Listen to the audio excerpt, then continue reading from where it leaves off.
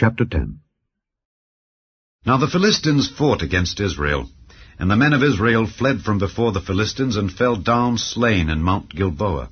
And the Philistines followed hard after Saul and after his sons.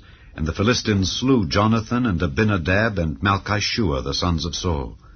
And the battle went sore against Saul, and the archers hit him, and he was wounded of the archers. Then said Saul to his armor-bearer, Draw thy sword and thrust me through therewith, lest these uncircumcised come and abuse me. But his armor-bearer would not, for he was sore afraid. So Saul took a sword and fell upon it. And when his armor-bearer saw that Saul was dead, he fell likewise on the sword and died. So Saul died, and his 3 sons, and all his house died together. And when all the men of Israel that were in the valleys saw that they fled, and that Saul and his sons were dead, then they forsook their cities and fled, and the Philistines came and dwelt in them.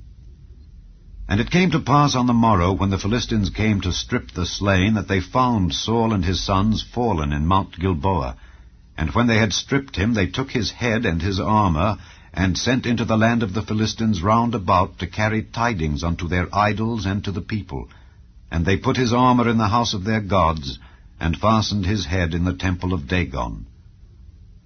And when all Jabesh-Gilead heard all that the Philistines had done to Saul, they arose, all the valiant men, and took away the body of Saul and the bodies of his sons, and brought them to Jabesh, and buried their bones under the oak in Jabesh, and fasted 7 days.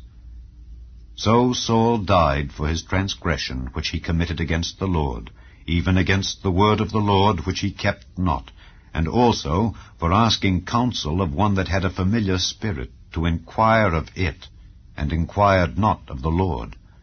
Therefore he slew him, and turned the kingdom unto David the son of Jesse.